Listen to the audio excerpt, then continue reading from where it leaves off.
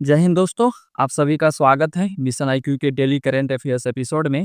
और आज है 15 अगस्त 2026 और हमने कुछ महत्वपूर्ण खबर लाया है जो हमने कवर किया है पीआईबी, द हिंदू और इंडियन एक्सप्रेस से, जो सभी तरह की प्रतियोगी परीक्षाओं के लिए अति महत्वपूर्ण है। और हमने ये जो करंट अफेयर है हमने इसको एमसीक्यू के थ्रू पढ़ाने का कोशिश किया है ताकि आपको ज़्यादा से ज़्यादा एमसीक्यू जो है वो आपको दिमाग में रहे। ठीक है दोस्तों। और हम एमसीक्यू के थ्रू ही आपको जो है एक्सप्लेन करके बताएंगे, उससे जुड़े हुए जो भी तथ्य हैं हम आपको सामने रखेंगे। तो ये सेशन आपके लिए बहुत ही महत्वपूर्ण है। तो चलिए हम शुरू करते हैं आज के कुछ महत्वपूर्ण खबरों के साथ जो हमने सवालों के माध्यम से किया है। तो चलिए हम आज का पहला सवाल जो है दोस्तों लेते हैं। आज का पहला सवाल है दोस्तों, जो इंडिया ऑप्टेल लिमिटेड है वो हाल ही में किस स्वदेशी हाई रेजोल्यूशन टेलीस्कोप को सिविल मार्केट में लॉन्च किया है। ठीक है दोस्तों, सवाल को फिर से हम पढ़ते हैं। इंडिया ऑप्टेल लिमिटेड ने हाल ही में किस स्वदेशी हाई रेजोल्यूशन टेलीस्कोप को सिविल मार्केट में लॉन्च किया है। तो दोस्तों इसका आंसर हो जाएगा गरुड़। गरुड़ नाम का जो टेलीस्कोप है उसको सिविल मार्केट में जो है दोस्तों लॉन्च किया गया है। ठीक है दोस्तों, अगर हम बात करें दोस्तों इंडिया ऑप्टेल लिमिटेड यानी कि जो आईओएल है वो भारत की डिफेंस कैपिटल टेक्नोलॉजी से जुड़ी हुई एक कंपनी है। यानी डिफेंस ऑप्टिकल जो रिलेटेड चीज़ें हैं वो इसको यहाँ पर बनाया जाता है, डिफेंस सेक्टर से जुड़ी हुई चीज़ों को यहाँ पर बनाया जाता है।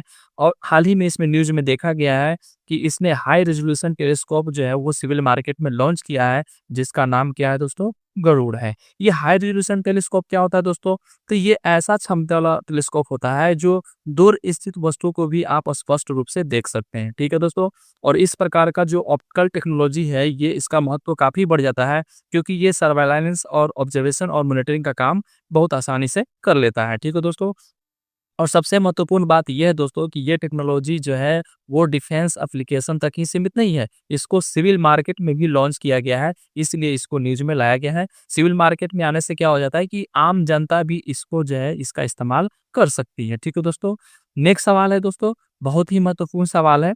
हमने देखा है कल इसको मनाया भी था। ठीक है, भारत में जो पार्टीशन हॉरर जो रिमेम्बरेंस डे है वो यानी कि इसका अगर हम बात करें हिंदी अगर देखा जाए तो विभाजन विविष्का स्मृति दिवस जो है वो कब मनाया जाता है। तो दोस्तों हाल ही में इसको कल मनाया गया था, 14 अगस्त को इसको मनाया गया था। क्यों मनाया गया था, आप सभी को पता होगा कि भारत और पाकिस्तान जो है दो अलग देश बने थे 14 अगस्त को। और ये 14 अगस्त जो आज़ादी, जो 15 अगस्त को आज़ादी मिली थी, ये 14 अगस्त की काली रात जो है वो कभी कोई भूल नहीं सकता है। इसमें बहुत ही कह सकते हैं कि भीषण तरीके से लोगों को मारा गया था, लोगों को वहाँ से आने में बहुत ही परेशानी हुआ था। तो इसी के याद में जो है दोस्तों 14 अगस्त को जो है विभाजन विविष्का स्मृति दिवस जो है मनाया जाता है। ठीक है दोस्तों, अगर हम बात करें दोस्तों तो 1947 की आज़ादी के बाद जो है, आज़ादी होने के बाद भी जो है लोगों ने बहुत ही बड़ी पीड़ा झेला था, बहुत ही कठिनाइयाँ झेला था। जब ये देश एक-दूसरे से छोड़ के आ रहे थे, जब हम पाकिस्तान से वापस यहाँ इंडिया में लोग आ रहे थे, तो उनको बहुत ही चीज़ों का जो है भयंकर सामना करना पड़ा था।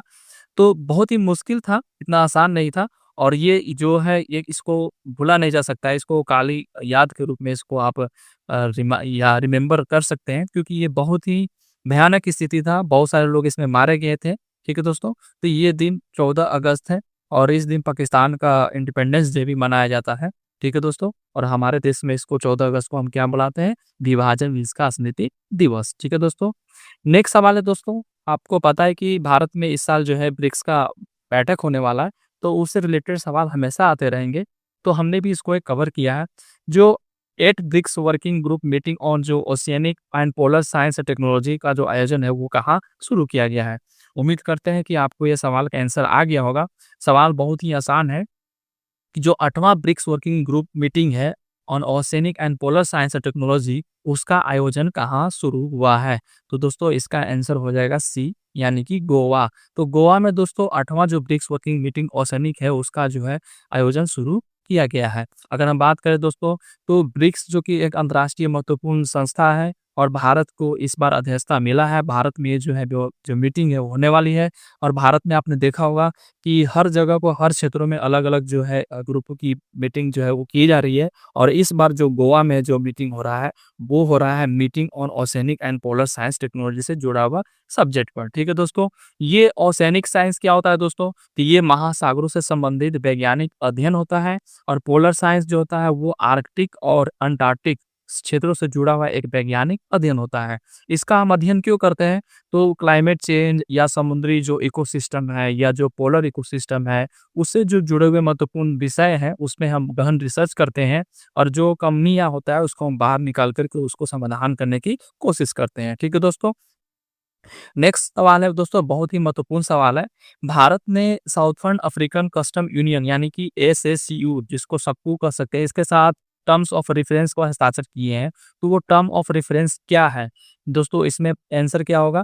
उम्मीद करते हैं कि आपको पता होगा कि इसका आंसर क्या होगा। हाल ही में भारत ने एक साउथर्न अफ्रीकन यूनियन जो है यानी कि एसयूसी है, उसके टर्म्स ऑफ रेफरेंस को हस्ताक्षर किया है। तो वो टर्म्स ऑफ रेफरेंस क्या है दोस्तों? तो वो टर्म्स ऑफ रेफरेंस दोस्तों जो प्रेफरेंशियल ट्रेड एग्रीमेंट है यानी कि पीटीए, इसको शॉर्ट फॉर्म में हम बोलते हैं पीटीए यानी कि प्रेफरेंशियल ट्रेड एग्रीमेंट। ये जो प्रेफरेंशियल ट्रेड एग्रीमेंट जो दोस्तों होता है, ये एक तरह से देखा जाए तो यहाँ होता है, जो भी ट्रेड एग्रीमेंट होता है उससे शुरू होने से पहले का ये एक निगोशिएशन टेबल चर्चा होता है। यानी कि आप एक टेबल पर आते हो और वहाँ पर एक दूसरे से आप निगोशिएबल करते हो, यानी कि कौन सी चीज़ों को हमको साथ में रखना है, कौन सी चीज़ों को हम आउट ऑफ फ्री से बाहर करना है। तो यहाँ पर टर्म ऑफ रेफरेंस इसको जो है नाम दिया गया है। यानी कि अभी जो है हस्ताक्षर हुआ है, अभी बैठक शुरू हुआ है और उस पर बहुत सारे जो सब्जेक्ट होंगे उसको वहाँ पर कंसीडर किया जाएगा। उसके बाद जो है वो फाइनल एग्रीमेंट तय किया जाएगा।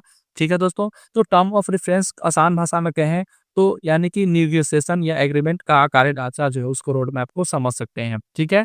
और ये जो होता है यही तय जो विषय होता है, अभी जो बातचीत होगा इसी के माध्यम से आगे जो है वो हमारा जो एग्रीमेंट जो है वो बनेगा। ठीक है दोस्तों?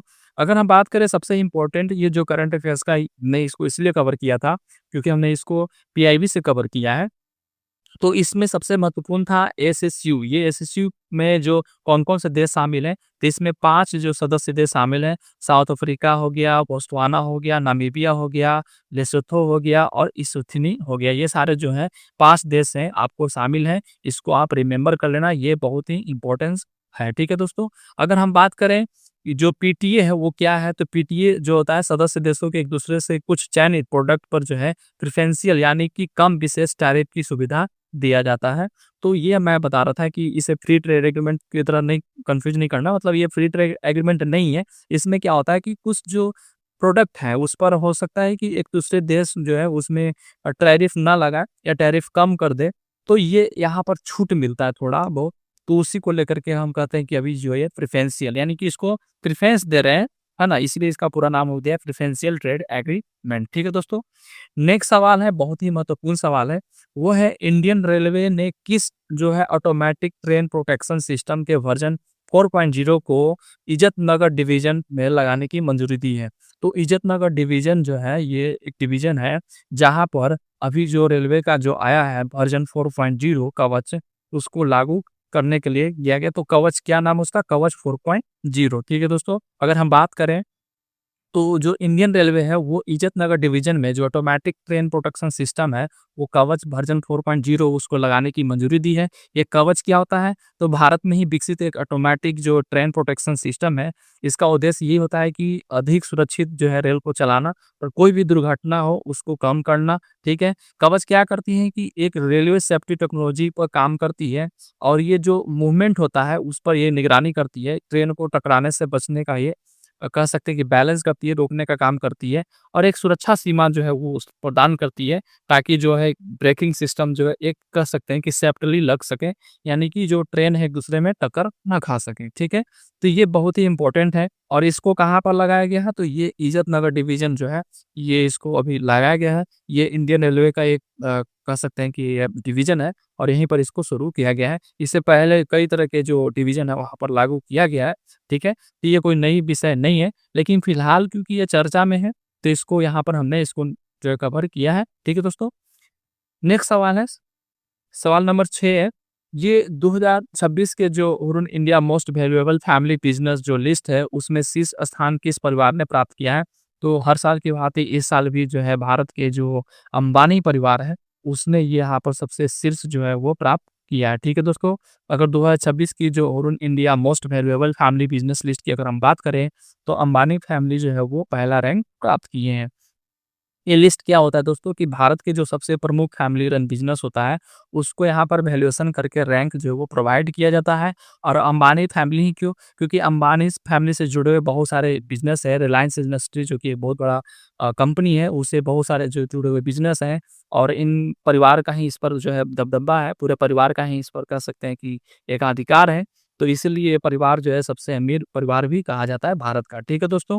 नेक्स्ट सवाल जो है बहुत ही महत्वपूर्ण सवाल है और ये सवाल है 7 नंबर सवाल है, मध्य प्रदेश सरकार द्वारा किस आर्कियोलॉजिकल साइट पर जो है एक्सकेवेशन फिर से शुरू करने की योजना शुरू की गई है? यानी कि फिर से जो वहाँ पर खुदाई शुरू होगा, फिर से उस पर रिसर्च वगैरह शुरू होगा। वो कौन-सी जो आर्कियोलॉजिकल साइट है मध्य प्रदेश का, जहाँ पर ये शुरू किया जाएगा? तो दोस्तों अगर हम बात करें तो ये एक विश्व टेकरी जो है वहाँ पर योजना बनाई गई है मध्य प्रदेश सरकार के द्वारा।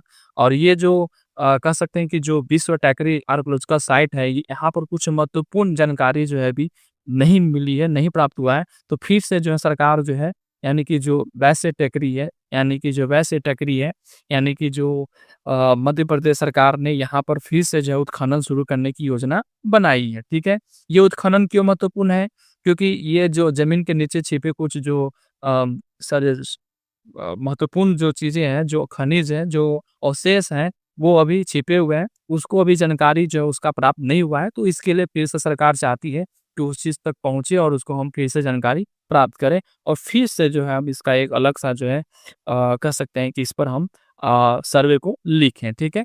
ये जानकारी महत्वपूर्ण इसलिए भी है क्योंकि ये मध्य प्रदेश में इसको शुरू किया गया है और ये जो वैस्य टेकरी है, ये एक पुरातात्विक तत्व जो है वहाँ पे उसका एक भाग है और इसमें फिर से जो है ये जो है एक्टिविटी इसमें शुरू किया गया है। ये आर्कियोलॉजिकल एंशिएंट हिस्ट्री से जुड़ा हुआ सब्जेक्ट से ये आता है। ठीक है दोस्तों? ये सवाल था कि ये जो वैस्य टेकरी है उसको यहाँ पर किया जा रहा है। इसको फिर से जो है उत्खनन जो है किया जा रहा है। ठीक है दोस्तों? नेक्स्ट सवाल है बहुत ही महत्वपूर्ण सवाल है, सवाल नंबर 8 है, एसएन बोस और अशोका यूनिवर्सिटी द्वारा विकसित जो एसएनएसडी है उस किस उद्देश्य से संबंधित है? एसएन बोस और अशोका यूनिवर्सिटी द्वारा विकसित जो एसीएसएनडी जो किस उद्देश्य से संबंधित है? तो दोस्तों अगर हम बात करें जो एसएन बोस और अशोका यूनिवर्सिटी द्वारा एक विकसित जो एसएसएनडी है यानी कि कैंसर रीजेनरेटिंग सेल्स की पहचान जो है उससे संबंधित जो है यहाँ पर खोज किया गया। जो एशियंस इन जो है वो दोस्तों एक नई साइंटिफिक टेक्नोलॉजी अप्रोच है और इसे Asian Bose national centre for basic science and Ashoka university द्वारा जो है इसको विकसित किया गया है। ये क्यों महत्व इसका महत्व क्या है? तो कैंसर में कुछ विशेष सेल ऐसे हो सकते हैं जो सेल रिन्यूअल यानी कि स्वयं को दोबारा बनाने की क्षमता रखते हैं और ऐसे सेल कैंसर से विकसित दोबारा उभरने में समझने में महत्वपूर्ण भूमिका निभा सकते हैं और एसीएस इन जो है इसका महत्वपूर्ण सेलुलर जो कैरेक्टरिस्टिक्स है उसको बेहतर तरीके से आइडेंटिफाई और स्टडी करने में मदद करेगा। ठीक है? हमें एग्जाम में क्या याद रखना है? तो कौन सी टेक्नोलॉजी जो है वो डेवलप किया गया है? तो एसीएस इंडिक डेवलप किया गया। डेवलप किसके द्वारा किया गया है? तो Asian Bose national centre for basic science और अशोका यूनिवर्सिटी के द्वारा किया गया है। ये किस सब्जेक्ट से जुड़ा हुआ है? तो कैंसर रिसर्च और सेल बायोलॉजी से जुड़ा हुआ है। इसका पर्पस क्या है? तो कैंसर जो रीजनरेटिंग सेल्स और डिटेक्शन है उसको यहाँ पर करना है। तो यानी कि आपका आंसर क्या हो जाएगा? कैंसर रीजनरेटिंग सेल्स और डिटेक्शन आंसर हो जाएगा बी। यानी कि एशियन बोस और अशोका यूनिवर्सिटी द्वारा जो विकसित है ना एसीएस इंडिज है उसका उद्देश्य क्या है? तो जो कैंसर रीजनरेटिंग सेल्स और डिटेक्शन है उससे जुड़ा हुआ इसका उद्देश्य है। ठीक है दोस्तों? यानी कि हम फिर से जो है वो उसमें सुधार किया जा सकता है, कुछ इम्प्रूवमेंट किया जा सकता है। ठीक है दोस्तों? नेक्स्ट सवाल है दोस्तों बहुत ही महत्वपूर्ण सवाल है, वो है one herb one standard initiative को लागू करने के लिए किन मंत्रालय ने एग्रीमेंट किया है? ठीक है दोस्तों? वन हर्ब और वन स्टैंडर्ड इनिशिएटिव को लागू करने के लिए किन मंत्रालयों ने एग्रीमेंट किया है? तो ये बहुत ही महत्वपूर्ण सवाल है दोस्तों।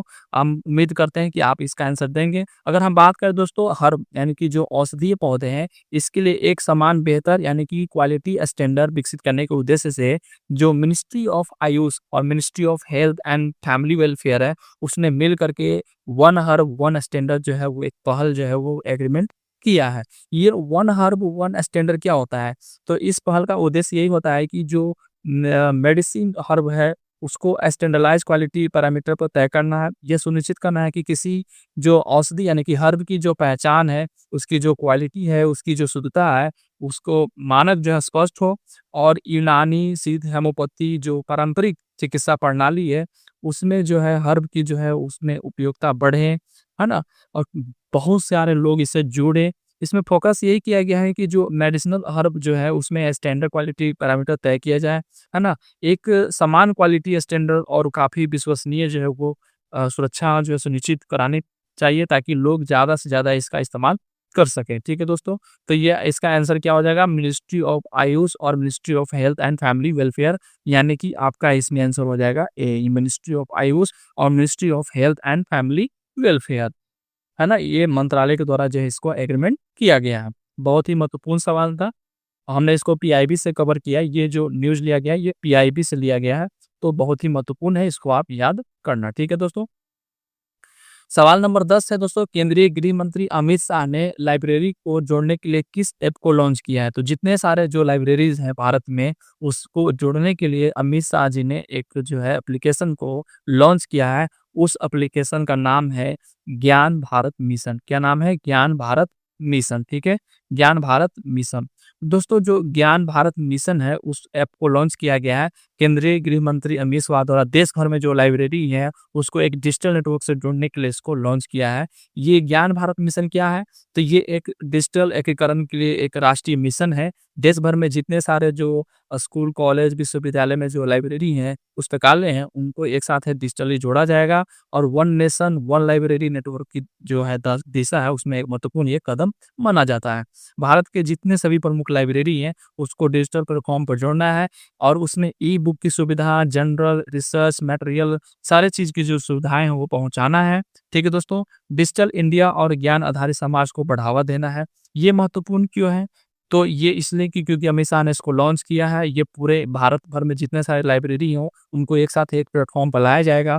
किसके माध्यम से? तो ज्ञान भारत मिशन ऐप के द्वारा। ठीक है दोस्तों? ये बहुत ही महत्वपूर्ण था और इसका आंसर हो जाएगा ज्ञान भारत मिशन। क्या? ज्ञान भारत मिशन। ठीक है?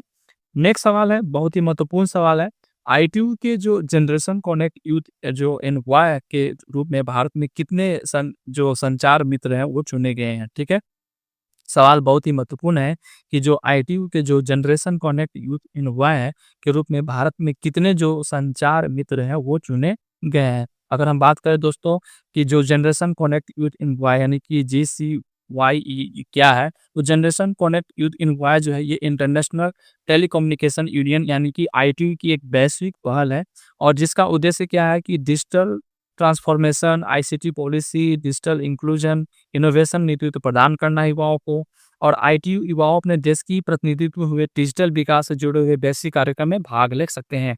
भारत में कितने जो संचार मित्र चुने गए हैं? तो भारत ने 3 संचार मित्र जो है ITU generation connect youth envoy के रूप में चुना है। ये युवा डिपार्टमेंट ऑफ टेलीकम्युनिकेशन जो कि संचार मित्र स्कीम है उससे जुड़ा हुआ है और इसका चयन भारत की युवाओं की जो डिजिटल लीडरशिप है यानी कि ग्लोबल रिप्रेजेंटेशन को मजबूत करने के लिए इसको किया गया है।